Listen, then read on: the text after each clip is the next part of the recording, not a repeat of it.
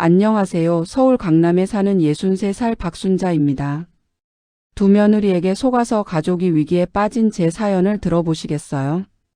새벽 5시 반 알람 소리 없이도 자연스럽게 잠에서 깬 제 하루가 시작됩니다. 40여 년을 같은 시간에 일어나는 습관이 몸에 배어 있었어요. 옆에서 잠든 남편 김 회장의 얼굴을 살펴보니 어제보다 안색이 좋아 보였습니다. 3년 전 뇌경색으로 쓰러진 후 건강이 많이 회복되었지만 여전히 걱정스러운 마음은 변하지 않았어요. 조용히 침실을 나온 저는 거실로 향했습니다. 100여 평이 넘는 펜트하우스의 거실창으로 한강이 한눈에 들어왔어요. 이른 새벽이지만 한강 둔치에는 벌써 운동하는 사람들의 모습이 보였습니다. 남편이 30여 년간 운영해온 건설회사가 성공하면서 얻은 이 모든 것들이 제게는 자랑스러우면서도 때로는 부담스럽게 느껴졌어요. 커피를 내려 마시며 오늘도 어김없이 두 아들 생각에 잠겼습니다. 장남 민우는 35살로 아버지 회사에서 전무로 일하고 있었어요. 3년 전에 좋은 집안 딸과 결혼해서 지금은 아들 하나를 두고 있었죠. 차남 민호는 32살로 아직 결혼하지 않았지만 외국계 회사에서 부장으로 승진하며 나름의 성공을 거두고 있었습니다. 저는 특히 민호 걱정이 많았어요. 형인 민호가 벌써 결혼해서 손자까지 안겨준 반면 민호는 여전히 혼자 지내고 있었거든요.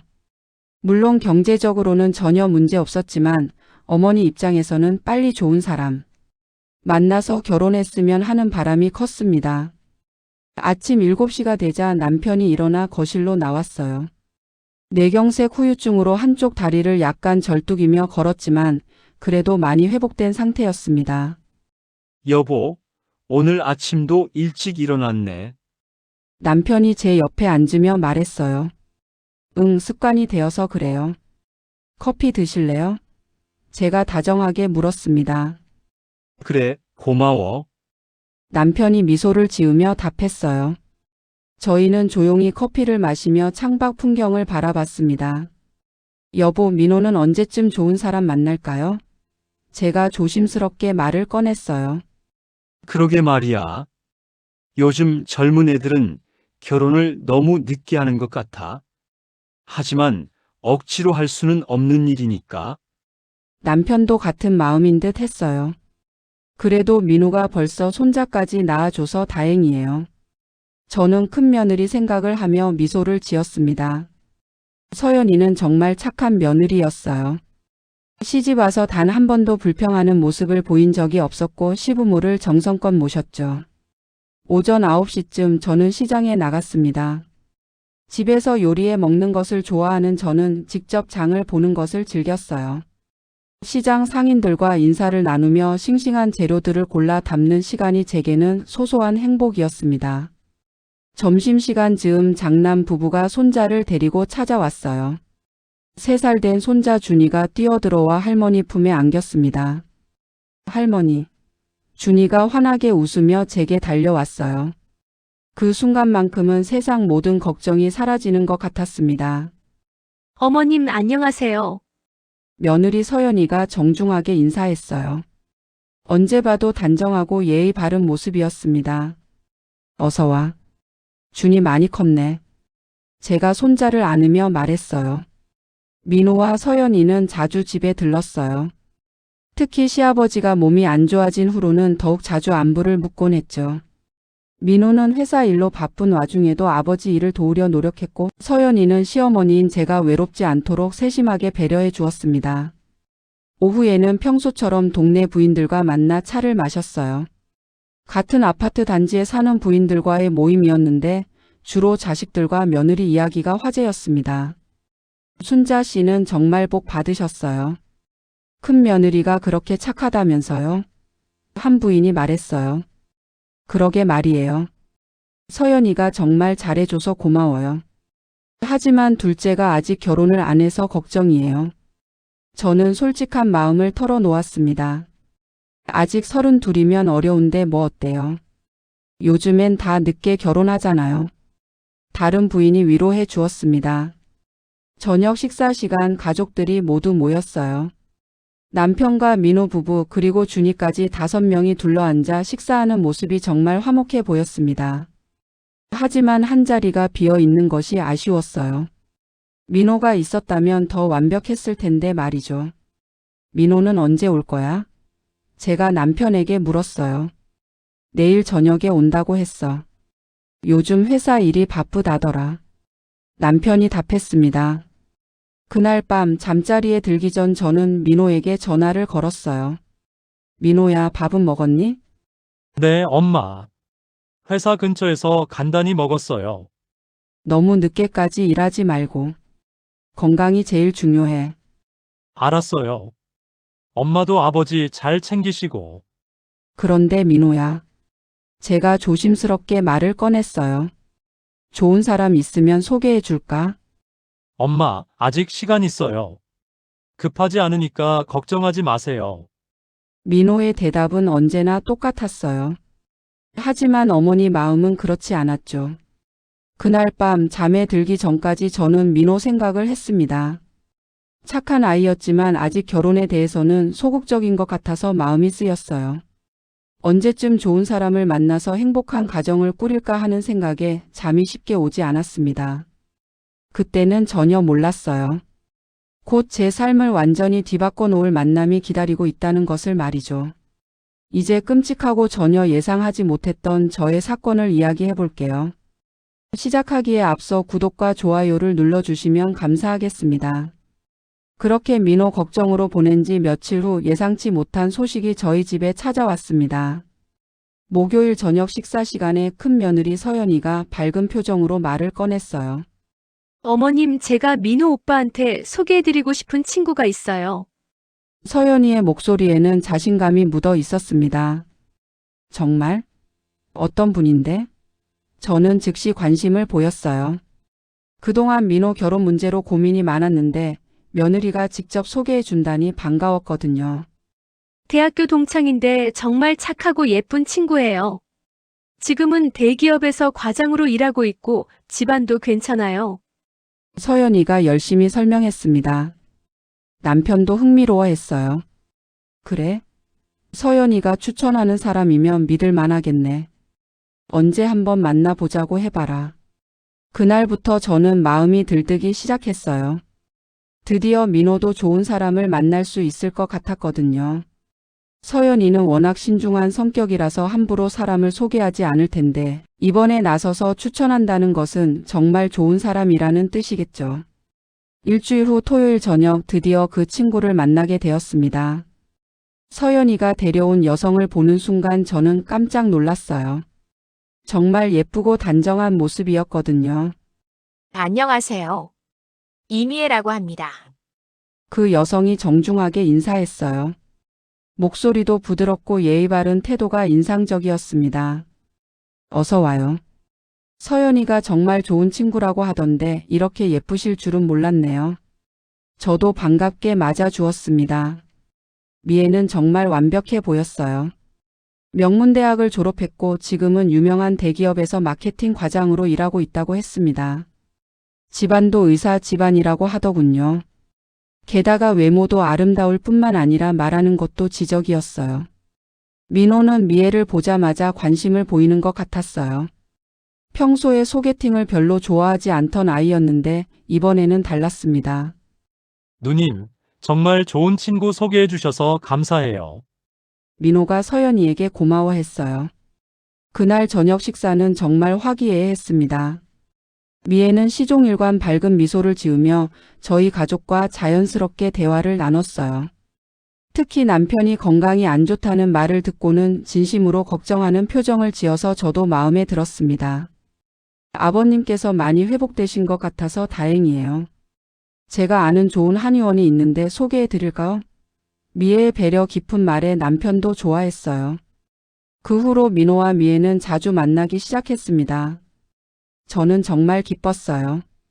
민호가 이렇게 적극적으로 연애하는 모습을 보는 것은 처음이었거든요. 한 달이 지나고 민호가 정식으로 사귀고 있다고 발표했어요. 저와 남편은 정말 기뻤습니다. 엄마, 미애와 결혼하고 싶어요. 민호가 진지한 표정으로 말했어요. 정말? 그렇게 마음에 들어? 제가 놀라며 물었습니다. 네. 이런 사람을 만날 수 있을 줄 몰랐어요. 정말 감사해요. 민호의 얼굴에는 행복이 가득했어요. 석 달 후 민호와 미애는 약혼식을 올렸습니다. 두 집안 가족들이 모두 모여서 화목한 시간을 보냈어요. 미애의 부모님들도 정말 점잖고 교양 있는 분들이었습니다. 약혼식 후 미애는 저희 집에 더 자주 왔어요. 주말마다 민호와 함께 와서 안부를 묻고 집안일도 도와주었습니다. 특히 시아버지 건강을 정성스럽게 챙겨주는 모습이 감동적이었어요. 아버님, 오늘은 몸이 어떠세요? 미애가 남편에게 다정하게 물었습니다. 고맙다, 미애야. 너 같은 며느리를 만나서 정말 다행이다. 남편도 미애를 아껴 했어요. 그런데 놀라운 일이 또 있었어요. 미애가 서연이에게 자신의 절친한 친구를 소개해 준다고 했거든요. 언니, 제 친구 중에 정말 좋은 친구가 있어요. 언니랑 잘 맞을 것 같은데 한번 만나보실래요? 미애가 서연이에게 제안했습니다. 저는 궁금했어요. 도대체 어떤 친구일까 싶어서 말이죠. 일주일 후 미애가 데려온 친구를 봤는데 이 사람도 정말 매력적이었어요. 이름은 최유진이라고 했는데 미애만큼이나 예쁘고 똑똑해 보였습니다. 안녕하세요. 유진이라고 합니다. 미애 언니한테 좋은 분들이 계시다고 들어서 인사드리러 왔어요. 유진의 첫인상도 정말 좋았어요. 서연이도 유진을 무척 마음에 들어 했습니다. 저희는 이미 며느리였지만 같은 또래의 친구가 생긴 것 같아서 기뻐했어요. 그렇게 저희 집에는 완벽한 두 며느리가 생겼습니다. 미애는 곧 정식으로 저희 며느리가 될 예정이었고 유진은 서연이의 절친한 친구가 되어 자주 집에 놀러 왔어요. 두 사람은 정말 죽이 잘 맞았어요. 함께 요리도 하고 쇼핑도 다니고 저와 시아버지를 모시는 일도 함께 했습니다. 마치 자매처럼 다정한 모습이었어요. 어머님, 저희가 부족한 게 있으면 언제든 말씀해 주세요. 유진이 항상 겸손하게 말했습니다. 뭘 부족해? 너희들이 이렇게 잘해주니까 고마울 따름이지. 저도 진심으로 감사했어요. 남편도 두 며느리를 정말 좋아했어요. 특히 자신의 건강을 챙겨주는 모습에 감동받았죠. 정말 복 받았다. 이런 며느리들을 어디서 구하겠어. 남편이 자주 말했습니다. 저도 같은 생각이었어요. 이렇게 완벽한 며느리들을 만날 수 있다니 정말 행운이라고 생각했거든요. 두 사람 모두 학벌도 좋고 직업도 괜찮고 무엇보다 시부모를 잘 모셨습니다. 그런데 그때는 전혀 몰랐어요. 이 완벽해 보이는 며느리들이 사실은 아직은 말할 수 없습니다. 다음 이야기를 들어보시면 아실 거예요. 그렇게 행복한 나날이 계속되던 어느 목요일 오후 제 평온한 일상에 작은 균열이 생기기 시작했습니다. 그날은 남편이 병원 정기검진을 받으러 간 사이 저 혼자 집에 있었어요. 오후 2시쯤 현관 초인종이 울렸습니다. 문을 열어보니 미애가 서 있었는데 평소와는 조금 다른 모습이었어요. 화장이 평소보다 진하고 옷차림도 어쩐지 화려했습니다. 어머님, 안녕하세요. 미애가 인사했지만 목소리에 약간의 어색함이 묻어 있었어요. 어서 와, 미애야. 민호는? 저는 자연스럽게 물었습니다. 오빠는 회사에 있어요. 제가 혼자 인사드리러 왔어요. 미애가 답하며 거실로 들어왔어요. 차 한잔 할까? 제가 부엌으로 가려는데 미애가 급하게 말했어요. 어머님. 사실 급한 일이 있어서요. 잠깐만 화장실 좀 쓸게요. 그러더니 미애는 서둘러 화장실로 향했습니다. 그런데 이상한 것은 화장실이 아니라 민호 방 쪽으로 가는 것이었어요. 저는 잠깐 당황했지만 아마 길을 헷갈렸나 보다 생각했습니다. 미애야, 화장실은 이쪽이야. 제가 방향을 가르쳐 주었어요. 네. 죄송해요. 미애는 얼굴이 빨개지며 화장실로 향했습니다. 그런데 화장실에서 나온 미애의 손에 뭔가 작은 봉투 같은 것이 들려 있었어요. 순간적으로 보였다가 재빨리 가방 안으로 넣는 모습이었습니다. 그게 뭐지? 저는 속으로 궁금해했지만 직접 묻지는 않았어요. 아마 화장품이나 개인적인 물건일 거라고 생각했거든요. 어머님, 저 이만 가볼게요. 급한 일이 있어서요. 미애가 서둘러 일어났어요. 벌써? 차라도 한잔 하고 가지 그래. 제가 만류했지만 미애는 이미 현관으로 향하고 있었습니다. 다음에 꼭 뵐게요. 민호 오빠한테 잘 전해주세요. 미애가 급히 나간 후 저는 뭔가 이상하다는 생각이 들었어요. 평소 미애라면 적어도 1시간은 앉아서 이야기를 나누곤 했는데 오늘은 10분도 안 되어 나갔거든요. 저녁에 민호가 집에 왔을 때 미애 이야기를 꺼냈어요. 민호야, 오늘 미애가 다녀갔는데 좀 급해 보이더라. 아, 그래요? 무슨 일이었을까요? 민호도 의아해했어요. 화장실 간다고 하더니 내 방 쪽으로 가길래 길을 알려줬어. 그리고 뭔가 작은 봉투를 가지고 나오더라고. 저는 본 것을 그대로 말했습니다. 봉투요? 민호의 표정이 약간 굳어졌어요. 제 방에서요? 응. 혹시 미애가 내 방에 뭔가 맡겨둔 게 있니? 아니요. 특별히 맡겨둔 건 없는데요. 민호는 고개를 갸우뚱했어요. 그날 밤 민호는 자기 방을 이곳저곳 살펴봤습니다. 그리고 얼마 후 이상한 표정으로 나왔어요. 엄마, 제 서랍에서 통장 하나가 없어졌어요. 뭐라고? 제가 놀라 물었습니다. 예전에 받았던 상여금을 넣어둔 통장인데 분명히 서랍에 넣어뒀는데 없어져요. 설마. 저는 미애가 가져간 봉투가 떠올랐어요. 그런데 더 이상한 일은 며칠 후에 일어났습니다. 금요일 저녁 서연이와 유진이 함께 집에 왔는데 유진의 행동이 평소와 달랐어요. 어머님, 안녕하세요. 유진이 인사는 했지만 눈을 제대로 마주치지 않았습니다. 저녁 식사 중에도 유진은 계속 휴대폰을 확인했어요. 평소 같으면 절대 그러지 않을 행동이었죠. 유진아, 무슨 급한 일이라도 있니? 제가 물었어요. 아, 아니에요. 회사 일로 연락이 와서요. 유진이 어색하게 웃었어요. 그런데 그때 유진의 휴대폰에서 문자 소리가 났습니다. 화면이 잠깐 켜졌는데 발신자 이름이 미애 언니로 되어 있었어요. 그리고 메시지 내용 중 오늘 성공이라는 단어가 보였습니다. 저는 순간 소름이 돋았어요. 도대체 무엇을 성공했다는 걸까요? 식사 후 유진이 화장실에 간 사이 저는 서연이에게 조심스럽게 물어봤습니다. 서연아, 유진이랑 미애가 원래 친하게 지냈니? 네, 어머님. 대학교 때부터 절친이었다고 해요. 서연이가 답했어요. 그런데 최근에 두 사람이 자주 만나는 것 같던데. 맞아요. 요즘 더 자주 만나는 것 같아요. 아마 언니가 결혼 준비하느라 바쁘니까 유진이가 도와주는 것 같아요. 서연이의 말은 합리적이었지만 저는 여전히 찜찜한 마음이 들었어요. 그날 밤 잠자리에 들기 전 남편과 대화를 나눴습니다. 여보, 요즘 며느리들이 좀 이상하지 않아요? 왜? 뭔가 문제라도 있어? 남편이 관심 있게 물었어요. 글쎄요. 확실하지는 않은데 뭔가 예전과 달라진 것 같아요. 그러고 보니 미애가 요즘 자주 우리 집에 혼자 오더라. 민호 없이 말이야. 남편도 생각해 보더니 말했어요. 그뿐만 아니라 유진이도 서연이 없이 혼자 오는 일이 늘었어요. 처음에는 저희를 많이 따라서 그런가 보다 했는데 혹시 우리가 너무 예민하게 생각하는 건 아닐까? 남편이 조심스럽게 말했어요.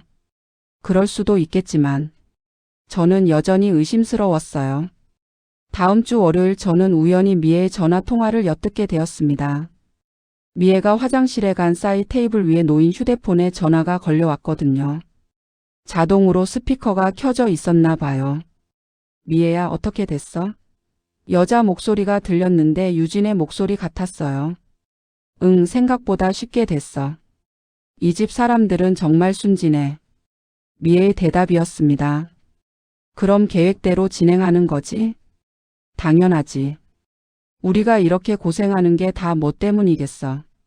그 순간 미애가 화장실에서 나와 급히 전화를 끊었어요.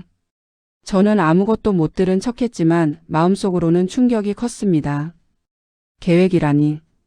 도대체 무슨 계획을 세우고 있는 걸까요? 그리고 우리가 고생하는 게 다 뭐 때문이라는 말의 의미는 무엇일까요? 그날 밤부터 저는 잠을 제대로 이루지 못했습니다. 혹시 제가 너무 의심이 많은 건 아닐까 하면서도 한편으로는 뭔가 잘못되고 있다는 직감이 들었어요. 과연 저의 직감이 맞을까요? 그 후 일주일이 지났지만 저의 의심은 더욱 커져만 갔습니다. 화요일 오후 남편이 오랜만에 친구들과 골프를 치러 나간 사이 저는 집에서 빨래를 정리하고 있었어요. 그런데 민호 방에서 빨래를 정리하다가 이상한 것을 발견했습니다. 민호 침대 밑에 여자용 이어링 하나가 떨어져 있었던 거예요. 분명 미애의 것 같았는데 왜 침대 밑에 떨어져 있을까요? 더 자세히 살펴보니 서랍장 뒤쪽에서 작은 종이 조각이 나왔어요. 찢어진 메모지였는데 통장 비번 1234라고 적혀 있었습니다. 민호가 적은 글씨가 분명했어요. 이상해. 민호가 왜 이런 메모를 적어놨을까? 저는 의아했습니다. 그때 현관문이 열리는 소리가 났어요. 누군가 들어오고 있었는데 열쇠 소리로 봐서는 며느리들 중 한 명인 것 같았습니다. 저는 급히 메모지를 주머니에 넣고 거실로 나갔어요. 어머님 계세요? 유진의 목소리였습니다. 어서 와 유진아. 서연이는? 저는 반갑게 맞아주었어요. 언니는 아기 때문에 병원에 갔어요. 저만 인사드리러 왔어요. 유진이 말했는데 그 표정이 어쩐지 어두워 보였어요. 무슨 일이라도 있니? 제가 걱정스럽게 물었습니다. 아니에요. 그냥 요즘 고민이 좀 있어서요. 유진이 한숨을 쉬었어요. 무슨 고민인데? 얘기해봐. 저는 유진을 소파에 앉혔습니다. 그런데 유진은 한참을 망설이더니 갑자기 눈물을 흘리기 시작했어요. 어머님, 제가 정말 죄송해요. 유진이 흐느끼며 말했습니다. 갑자기 왜 그래? 무슨 일인지 말해봐. 저는 당황했어요. 사실은 유진이 말을 더듬다가 결국 털어놓기 시작했습니다. 어머님, 제가 거짓말을 했어요. 저는 대기업 다니는 게 아니에요. 그리고 미애 언니랑 저는 원래 친구가 아니었어요. 뭐라고? 저는 깜짝 놀랐어요. 저희는 같은 업소에서 일했어요. 유진의 고백에 저는 말문이 막혔습니다. 업소라니. 무슨 업소? 룸살롱이요. 저희는 거기서 만났어요. 유진이 고개를 푹 숙이며 말했어요. 그 순간 저는 현기증이 났어요. 지금까지 완벽하다고 생각했던 며느리들이 룸살롱에서 일했다니요. 그럼 미애도? 네. 미애 언니가 먼저 이 집을 알아보고 저를 불렀어요. 처음부터 계획이었어요. 계획? 무슨 계획? 돈이요. 어머님 집이 부유하다는 걸 알고 접근한 거예요. 유진의 고백이 계속되었습니다. 저는 그 자리에 주저앉을 뻔했어요. 지금까지 믿고 사랑했던 며느리들이 저희 재산을 노리고 접근한 거였다니요. 그럼 서연이도 알고 있는 거야? 아니에요. 서연이 언니는 정말 몰라요. 언니는 진짜로 저를 대학 친구라고 믿고 계세요. 유진이 급히 해명했어요. 그럼 미애가 서연이를 이용해서 이 집에 들어온 거구나. 저는 이제야 상황을 파악하기 시작했어요. 네. 미애 언니가 먼저 서연이 언니와 친해지고 그 다음에 민호 오빠한테 소개받은 거예요. 그리고 저도 서연이 언니한테 소개받은 거고요. 도대체 얼마나 많은 거짓말을 한 거야? 저는 분노가 치밀어 올랐어요. 저희 학력도 거짓말이에요.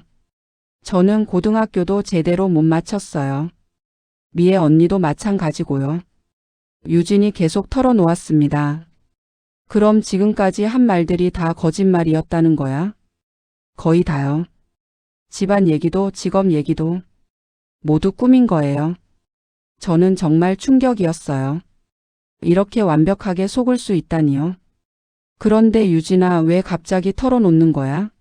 제가 의심스럽게 물었어요. 사실 미애 언니가 너무 심하게 나가고 있어요. 처음에는 그냥 약간의 돈만 빌리자고 했는데 이제는 통장까지 빼돌리고. 역시 제가 의심했던 게 맞았어요. 어머님이 너무 좋으셔서. 양심의 가책을 느꼈어요. 유진이 눈물을 닦으며 말했어요. 그럼 미애는 뭘 더 하려고 하는 거야? 모르겠어요. 요즘 들어서는 저한테도 비밀로 하는 게 많아요. 그런데 며칠 전에 통화하는 걸 들어보니 뭔가 큰일을 계획하고 있는 것 같아요. 큰일? 어떤 큰일? 잘 모르겠지만 이번에 크게 한 방 터뜨리자는 말을 하더라고요. 저는 소름이 돋았어요. 도대체 미애가 무슨 일을 꾸미고 있는 걸까요? 그런데 더 충격적인 사실이 있어요. 유진이 더 망설이더니 입을 열었어요. 미애 언니, 임신했다고 하잖아요? 응, 민호가 그렇게 말하더라. 그런데 그 아이가 민호 오빠 아이가 아닐 수도 있어요. 뭐라고? 저는 거의 비명을 질렀어요. 미애 언니한테 다른 남자가 있었어요. 룸살롱에서 만난 손님 중에 그 사람과도 관계가 있었거든요. 저는 정말 기절할 뻔했어요. 민호가 그렇게 기뻐했던 아이가 다른 남자의 아이일 수도 있다니요. 확실한 거야? 확실하지는 않지만 시기상으로 봤을 때 가능성이 높아요. 유진이 조심스럽게 말했어요. 저는 그 자리에서 일어날 수도 없었어요. 너무 큰 충격이었거든요. 어머님, 정말 죄송해요. 제가 처음부터 막았어야 했는데. 유진이 계속 울고 있었어요.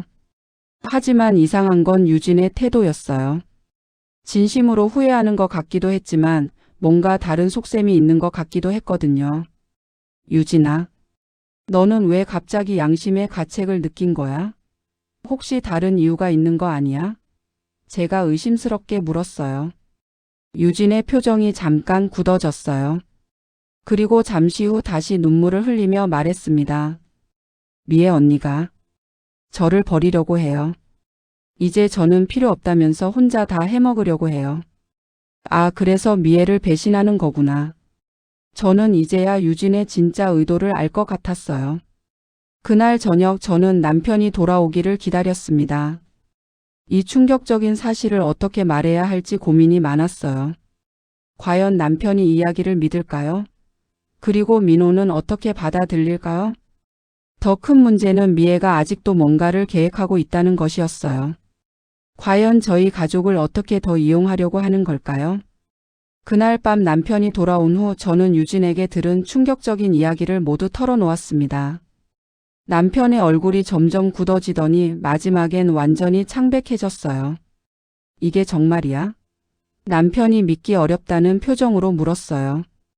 유진이 직접 털어놨어요. 눈물까지 흘리면서 말이에요. 제가 확신에 찬 목소리로 답했습니다. 그럼 지금까지 저희는 완전히 속아서 산 거네요. 남편이 한숨을 깊이 쉬었어요. 그런데 더 문제는 민호한테 어떻게 말할지예요. 아이까지 가졌다는데 저는 걱정이 앞섰어요. 저희는 밤늦게까지 고민했습니다. 과연 민호에게 이 사실을 말해야 할지 아니면 조금 더 확실한 증거를 찾아야 할지 말이에요. 결국 다음 날 저녁 민호가 집에 왔을 때 조심스럽게 이야기를 꺼내기로 했습니다. 민호야, 엄마가 할 말이 있는데. 제가 주저하며 시작했어요. 뭔데요, 엄마? 민호는 태연한 표정이었어요. 미애에 대해서인데. 혹시 이상한 점을 느낀 적은 없니? 저는 돌려서 물어봤어요. 이상한 점이요? 민호가 고개를 갸웃했어요. 그래서 저는 용기를 내어 유진이 털어놓은 모든 이야기를 했습니다. 룸살롱 출신이라는 것, 거짓 신분이라는 것, 그리고 뱃속 아이의 친부 의혹까지 모든 것을 말이에요. 민호는 처음에 믿지 못하겠다는 표정이었다가 점점 충격에 빠진 모습을 보였어요. 설마, 그럴 리가 없어요. 미애는 그런 사람이 아니에요. 민호가 고개를 저었어요. 하지만 유진이 직접 말했어. 거짓말할 이유가 없잖아. 제가 설득했어요. 그날 밤 민호는 잠을 이루지 못하는 것 같았어요. 방에서 계속 뒤척이는 소리가 들렸거든요. 다음 날 아침 민호는 심각한 표정으로 저에게 말했어요. 엄마, 제가 직접 확인해 볼게요. 형한테도 말씀드려야 할 것 같고요. 그래, 그게 좋겠다. 민호도 알아야 해. 저도 동의했어요. 그날 저녁 민우가 퇴근한 후 형제가 따로 만나서 이야기를 나눴습니다. 저와 남편은 거실에서 기다리고 있었는데 민우 방에서 큰 소리가 들려왔어요. 뭐라고? 정말이야? 민우의 놀란 목소리였어요. 형, 저도 믿기 어렵지만. 민호가 차분하게 설명하는 소리가 들렸어요. 1시간쯤 지나서 형제가 거실로 나왔는데 두 사람 모두 심각한 표정이었어요. 아버지, 어머니. 민호가 입을 열었어요. 정말 충격적인 이야기네요. 민호야, 너는 어떻게 생각하니? 남편이 물었어요. 그런데 민호의 대답은 예상과 달랐어요. 사실 저도 예전부터 약간 이상하다고 생각했어요. 민호가 조심스럽게 말했어요. 뭐가 이상했는데? 제가 급하게 물었어요. 서연이가 유진을 소개할 때부터요. 뭔가 부자연스러웠거든요. 그리고 유진이 제 서재에서 서류를 뒤적거리는 걸 본 적도 있어요. 정말? 왜 그때 말하지 않았어? 민호가 따졌어요. 확실하지 않았으니까요. 그리고 서연이가 워낙 유진을 좋아해서. 민호가 변명했어요.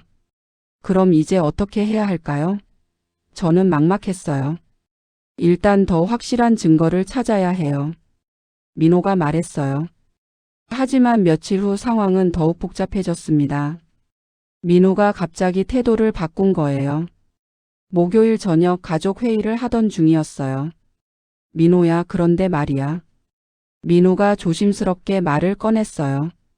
유진이 한 말이 정말 믿을 만한 거야? 형, 무슨 소리예요? 민호가 당황했어요. 생각해보니까 유진이 미애를 질투해서 거짓말하는 걸 수도 있잖아. 민호의 말에 저는 깜짝 놀랐어요. 민호야, 그럴 리 없어. 유진이 그렇게 눈물까지 흘리면서. 제가 반박했어요. 하지만 어머니, 확실한 증거가 없잖아요. 그리고 미애는 지금 임신 중인데 이런 의심을 받으면 너무 스트레스 받을 것 같아요. 민호의 말에 민호가 화를 냈어요.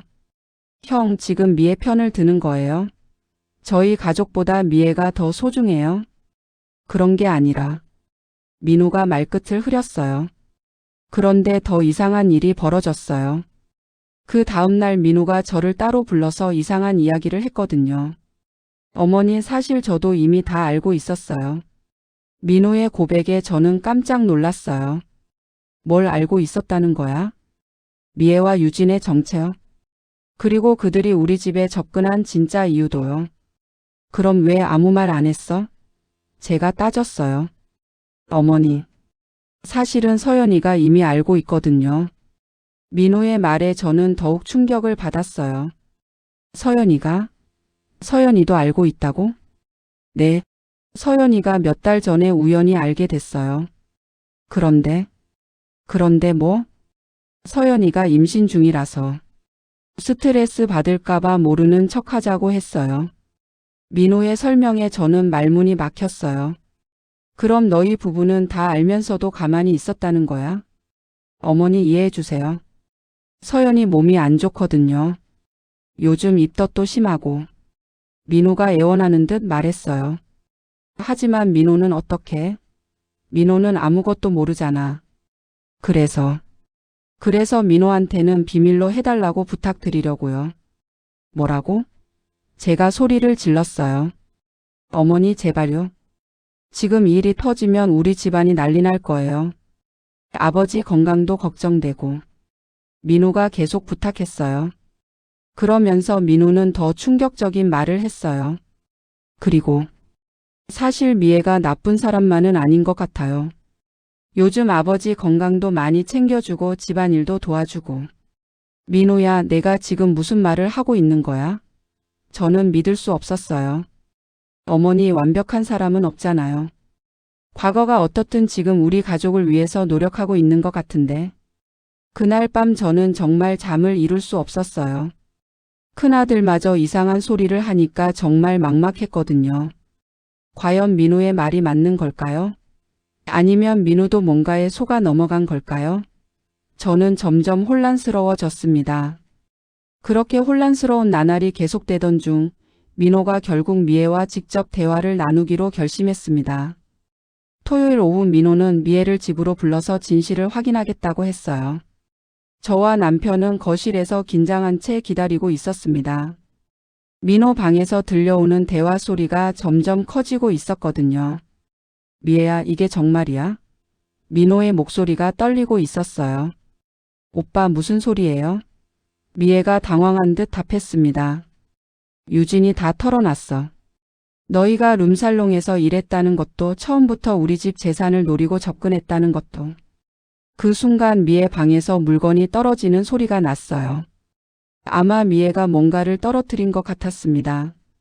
한참의 침묵이 흘렀고 그 다음 미애의 목소리가 들렸는데 이번엔 완전히 달랐어요.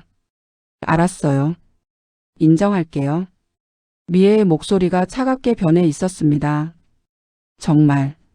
정말이구나. 민호가 중얼거리는 소리가 들렸어요. 그래요. 저희는 처음부터 이 집 돈을 노리고 온 거예요. 그게 뭐 어쨌다는 거예요? 미애의 태도가 완전히 바뀌어 있었습니다. 어떻게 이럴 수가. 민호가 충격받은 목소리로 말했어요. 그럼 이혼해요. 어차피 들통났으니까. 미애가 차갑게 말했습니다.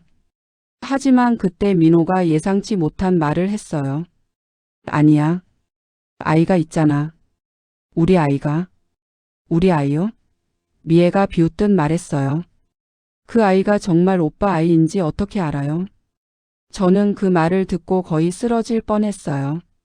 미애가 직접 인정한 거였거든요. 뭐라고? 민호의 목소리가 절규에 가까웠어요. 룸살롱에서 만난 손님이 있었거든요. 시기상으로 봤을 때 그 사람 아이일 가능성이 높아요. 그 순간 민호 방문이 벌컥 열리더니 민호가 뛰쳐나왔어요. 얼굴이 완전히 창백해져 있었습니다. 엄마. 정말이에요. 민호가 저에게 매달리며 울기 시작했어요. 미애도 방에서 나왔는데 아까까지의 당황한 모습은 온데간데 없고 오히려 당당한 표정이었어요. 어머님, 아버님.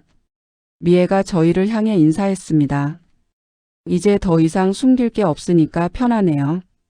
너 정말 악독하구나. 제가 떨리는 목소리로 말했어요. 악독하다고요? 전 그냥 살려고 한 거예요. 미애가 태연하게 답했습니다. 그럼 이제 꺼져. 당장 이 집에서 나가. 남편이 화를 내며 소리쳤어요. 하지만 미애의 다음 말에 저희는 모두 얼어붙었습니다. 나가는 건 좋은데. 그럼 민호 오빠 이야기도 해야겠네요. 미애가 음험하게 웃었어요. 무슨 소리야? 제가 물었어요. 민호 오빠도 다 알고 있었어요. 그리고 서연이 언니도요. 미애의 폭탄 선언에 저희는 말문이 막혔어요. 거짓말하지 마. 민호가 소리쳤어요. 거짓말이라고요? 그럼 민호 오빠한테 직접 물어보세요. 언제부터 알고 있었는지 말이에요. 그때 마침 현관문이 열리더니 민호가 들어왔어요. 집안의 살벌한 분위기를 느꼈는지 얼굴이 굳어졌습니다. 형, 정말 알고 있었어요? 민호가 민우에게 달려가며 물었어요. 민호는 잠시 망설이더니 고개를 끄덕였어요. 미안하다, 민호야. 민호의 사과에 민호는 더욱 절망했습니다. 그럼 서연이도? 제가 물었어요. 응. 서연이도 알고 있었어. 민호가 인정했어요. 미애가 승리한 듯 웃으며 말했어요. 보세요. 이미 다 들통난 일이에요. 그런데 지금 저만 쫓아내면 되는 줄 아세요? 무슨 뜻이야? 남편이 불안하게 물었어요. 아버님이 뇌경색 있으시잖아요. 제가 이혼하게 되면 큰며느리 이야기를 안 할 수는 없겠죠? 미애가 협박하기 시작했어요. 너, 감히. 제가 화가 나서 떨었어요. 두 아들이 다 이혼하면 아버님이 좋아하실까요? 특히 건강이 안 좋으신 상황에서 말이에요. 미애의 협박은 거기서 끝나지 않았어요. 그리고 민호 오빠. 이번에 이혼하시면 다신 결혼 못 하실 거예요. 서연이 언니 임신한 상황에서 이혼한다고 하면 어떻게 될까요? 민호의 얼굴이 창백해졌어요. 이건 협박이 아니라 부탁이에요. 미애가 가짜 미소를 지으며 말했어요. 저도 큰 며느리가 받은 혜택을 받아야겠어요. 무슨 혜택? 제가 떨리는 목소리로 물었어요. 제 명의로 재산을 좀 많이 빼주세요. 그러면 노는 거 다 정리하고 가정에만 충실하게 살겠어요. 돈이 목적이었구나. 남편이 한숨을 깊이 쉬었어요. 당연하죠. 사랑 따위로는 밥 먹고 살 수 없어요. 미애가 냉소적으로 말했어요. 얼마를 원하는 거야? 제가 물었어요. 일단 현금으로 5억 정도. 그리고 강남에 있는 오피스텔 한 채를 제 명의로 해주세요. 5억? 제가 깜짝 놀랐어요. 아, 그리고 매달 생활비로 500만 원씩 주시면 돼요. 미애가 태연하게 요구사항을 말했어요. 말도 안 되는 소리를. 민호가 소리쳤어요. 그럼 이혼하죠. 어차피 전 상관없어요. 하지만 그 결과가 어떨지는. 미애가 어깨를 으쓱했어요. 저희는 모두 침묵에 빠졌어요. 미애의 협박이 너무나 치밀했거든요. 남편의 건강, 민호의 체면, 서연이의 임신. 모든 걸 다 계산하고 있었어요. 시간을 드릴게요. 하지만 너무 오래 고민하지는 마세요. 제가 기다려줄 수 있는 건 일주일 뿐이거든요. 미애가 가방을 들고 일어났어요. 그리고 한 가지 더. 이 일은 유진이가 저를 질투해서 꾸민 거짓말이라고 하세요. 그 애한테도 해가 될 수 있으니까요. 미애가 나간 후 저희 가족은 아무 말도 할 수 없었어요. 완전히 그녀의 계략에 걸려든 거였거든요. 민호는 소파에 주저앉아 머리를 감싸고 있었고 민호는 벽에 기대서서 천장만 바라보고 있었어요. 이제 어떻게 해야 할까요? 정말 미애의 요구를 들어줘야 하는 걸까요? 그날 밤부터 저희 집은 완전히 뒤바뀌었습니다. 미애의 협박으로 인해 온 가족이 침울한 분위기에 빠져 있었어요. 남편은 혈압이 오르는 것 같다며 약을 더 자주 드시게 되었고 민호는 식음을 전폐하며 방에만 틀어박혀 있었습니다. 월요일 아침 민호가 일찍 집에 와서 저희와 진지한 대화를 나눴어요. 아버지, 어머니. 정말 죄송해요. 민호가 깊게 고개를 숙이며 사과했습니다. 민호야, 너도 힘들었을 텐데. 제가 한숨을 쉬며 말했어요. 처음엔 그냥 넘어가면 될 줄 알았어요. 하지만 이렇게까지 될 줄은. 민호의 목소리가 떨리고 있었습니다. 그런데 그때 남편이 갑자기 이상한 제안을 했어요. 민호야, 사설 탐정을 고용해 보는 게 어떨까? 남편이 조심스럽게 말했습니다. 사설 탐정이요? 민호가 놀란 표정을 지었어요. 미애와 유진의 과거를 정확히 파악해야 해. 협박당하고만 있을 수는 없잖아. 남편의 제안에 저도 고개를 끄덕였어요. 그래서 그 주 중에 남편과 민호가 함께 사설탐정 사무소를 찾아갔습니다. 돌아와서는 일주일 정도 시간이 필요하다고 했어요. 하지만 그 사이에도 미애는 계속 집에 왔습니다. 마치 아무 일도 없었던 것처럼 말이에요.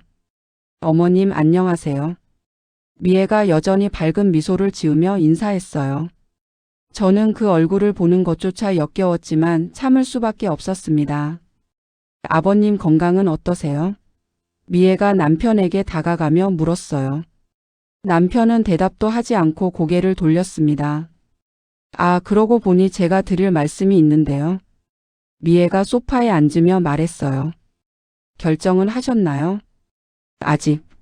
아직 시간이 필요해. 제가 떨리는 목소리로 답했어요. 그럼 서둘러 주세요. 시간이 많지 않거든요. 미애가 시계를 보며 말했습니다. 그런데 목요일에 예상치 못한 일이 벌어졌어요. 사설탐정 사무소에서 연락이 온 거였습니다. 조사 결과가 나왔습니다. 정말 충격적인 내용이니까 직접 오셔서 확인해 보세요.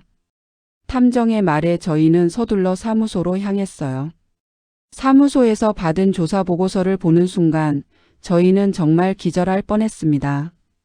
미애와 유진은 고등학교 친구가 맞았어요.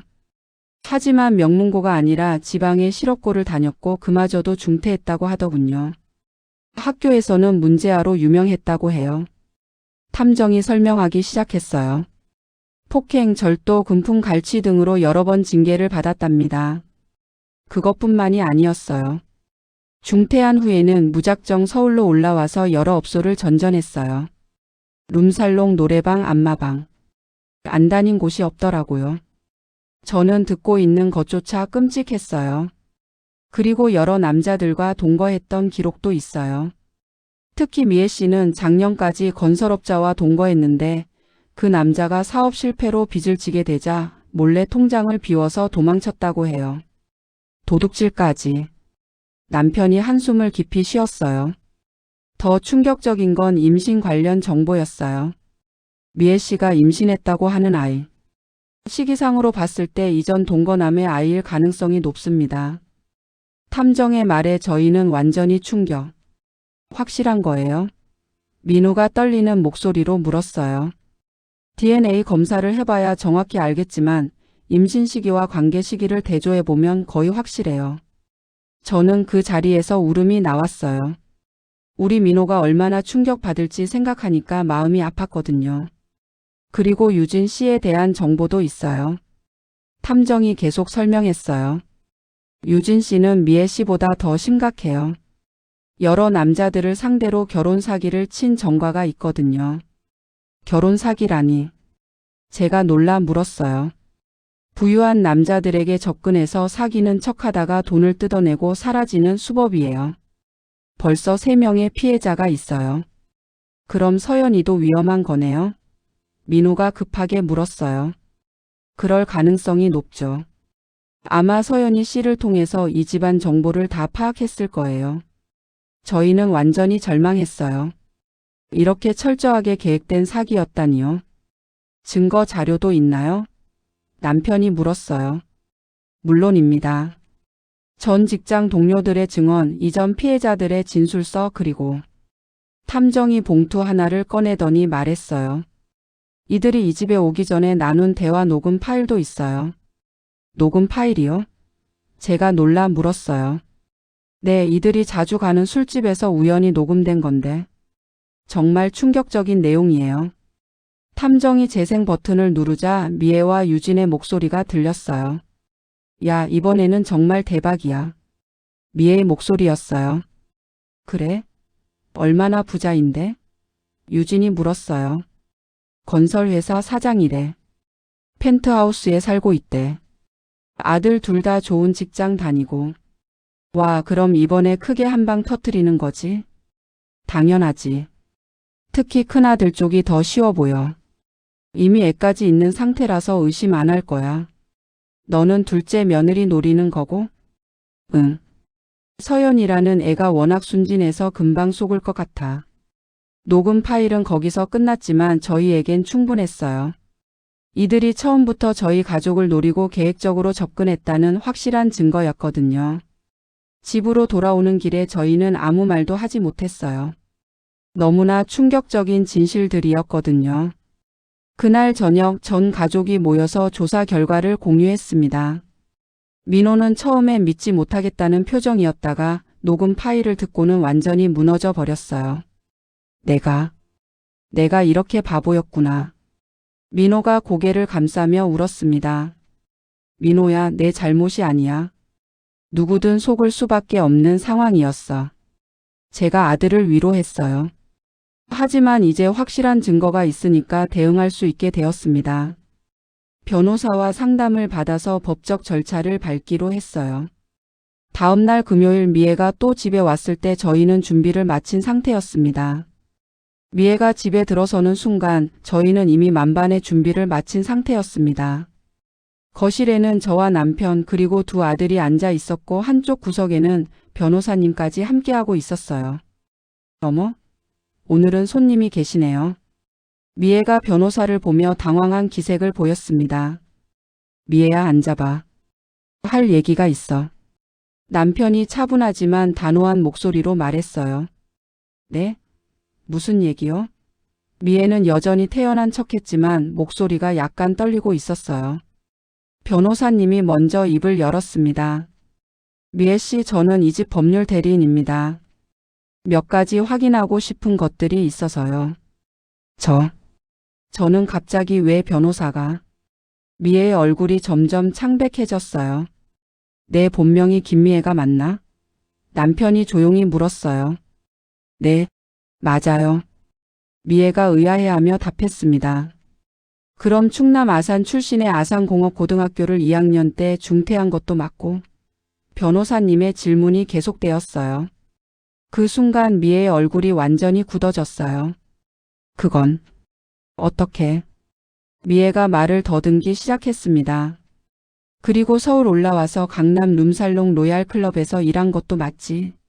민호가 차갑게 물었어요. 저는 미애가 이제 완전히 당황한 모습이었어요. 변호사님이 서류 뭉치를 꺼내며 말했습니다. 미애 씨, 여기 당신의 과거 행적이 모두 기록되어 있습니다. 학교 중퇴 이후 서울에서의 활동 내역 그리고 이전 동거남들과의 관계까지 말이에요. 안 돼요. 미애가 갑자기 소리치며 일어났어요. 그런 건 상관없잖아요. 상관없다고? 민호가 분노에 찬 목소리로 말했어요. 내가 나한테 우리 가족에게 한 짓이 상관없다고? 그때 변호사님이 결정적인 증거를 내놓았어요. 그럼 이것도 상관없나요? 녹음 파일을 재생하기 시작했습니다. 야, 이번에는 정말 대박이야. 건설회사 사장이래. 미애와 유진의 목소리가 거실에 울려 퍼지자 미애는 완전히 절망한 표정을 지었어요. 이건 어디서? 미애가 떨리는 목소리로 물었어요. 내가 유진이랑 술집에서 나눈 대화야. 처음부터 우리 가족을 노리고 계획한 거 다 들렸어. 제가 차갑게 말했어요. 미애는 그 자리에 주저앉으며 울기 시작했어요. 죄송해요. 정말 죄송해요. 미애가 바닥에 고개를 박으며 사과했습니다. 하지만 저희의 마음은 이미 돌이킬 수 없을 만큼 상해 있었어요. 그리고 내가 임신했다는 아이. 민호가 떨리는 목소리로 물었어요. 정말 내 아이가 아니야? 미애는 한참을 울다가 고개를 끄덕였어요. 이전 남자친구. 건설업자 박대성 씨의 아이일 가능성이 높다는 게 조사 결과예요. 변호사님이 냉정하게 말했어요. 민호는 그 말을 듣고 벽에 주먹을 내리쳤어요. 내가 정말 바보였구나. 민호가 오열하기 시작했어요. 그때 현관문이 열리며 서연이가 들어왔습니다. 유진과 함께였어요. 무슨 일이에요? 이렇게 다들 모여서. 서연이가 상황을 파악하지 못하고 있었어요. 서연아, 유진아, 앉아봐. 민호가 심각한 표정으로 말했어요. 유진은 미애가 바닥에 앉아서 울고 있는 모습을 보자마자 상황을 눈치챈 것 같았어요. 언니, 설마. 유진이 미애를 보며 중얼거렸어요. 변호사님이 유진에게도 같은 질문들을 던지기 시작했어요. 결혼 사기 전과 3건, 피해자들의 진술서 모든 것이 낱낱이 밝혀졌습니다. 서연이는 처음엔 믿지 못하겠다는 표정이었다가 증거들이 하나씩 제시되자 완전히 충격에 빠졌어요. 유진아, 정말이야? 서연이가 떨리는 목소리로 물었어요. 언니, 미안해요. 유진도 결국 무릎을 꿇고 사과했어요. 변호사님이 법적 절차에 대해 설명하기 시작했어요. 현재 확보된 증거들로 사기죄 고발이 가능합니다. 또한 기존에 받은 금품이나 혜택들도 모두 반환 청구할 수 있고요. 그리고 미애 씨의 경우 임신 상태를 이용한 악질적 사기이므로 더 무거운 처벌을 받을 수 있습니다. 저희는 어떻게 되는 거예요? 미애가 울먹이며 물었어요. 일단 민사적으로는 손해배상 청구를 당하게 되고 형사적으로는 사기죄로 기소될 가능성이 높습니다.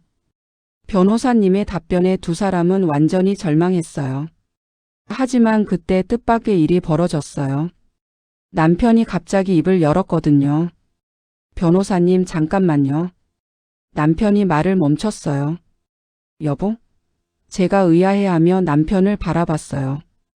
이 아이들이 물론 잘못은 했지만 남편이 미애와 유진을 바라보며 말했어요. 지금 임신한 상태에서 감옥에 가게 되면 아이는 어떻게 되는 거요? 변호사님이 답했어요. 그건 여러 가지 복잡한 문제가 따르죠. 남편이 잠시 생각에 잠기더니 말했어요. 마지막으로 한 번만 기회를 줄까 합니다. 조건이 있지만요. 여보? 제가 놀라서 물었어요. 지금까지 받은 모든 것을 반환하고 다시는 우리 앞에 나타나지 않는다면 고발은 하지 않겠습니다. 아버지. 민호가 의외라는 표정으로 남편을 바라봤어요. 민호야, 원한을 품고 사는 것보다는 용서하고 새 출발하는 게 낫지 않을까? 남편의 말에 저도 마음이 움직였어요. 미애와 유진은 남편의 제안을 듣고 눈물을 흘리며 고마워했어요. 정말 감사합니다. 다시는 이런 일 안 하겠어요. 미애가 바닥에 엎드려 사과했어요. 일주일 후 두 사람은 약속대로 모든 것을 반환하고 저희 앞에서 사라졌습니다. 미애가 받았던 금품들과 유진이 서연이를 통해 알게 된 정보로 얻은 모든 것들을 돌려주고 떠났어요. 민호는 한동안 힘들어했지만 시간이 지나면서 조금씩 회복되고 있어요. 서연이도 충격이 컸지만 남편과 가족들의 지지로 다시 일어서고 있습니다. 지금 생각해보면 정말 아찔한 일이었어요. 만약 조금 더 늦게 알았다면 어떻게 되었을지. 하지만 가족이 뭉쳐서 위기를 극복할 수 있어서 다행이었습니다. 요즘은 새로운 사람들을 만날 때 조심스럽긴 하지만 그래도 사람에 대한 믿음을 완전히 잃지는 않으려고 해요. 다만 이런 일이 다시는 일어나지 않도록 더 신중하게 행동하고 있습니다. 여러분은 어떻게 생각하시나요? 저희가 너무 순진했던 걸까요? 아니면 세상이 너무 각박해진 걸까요? 이런 상황에서 여러분이라면 어떻게 하셨을지 궁금합니다.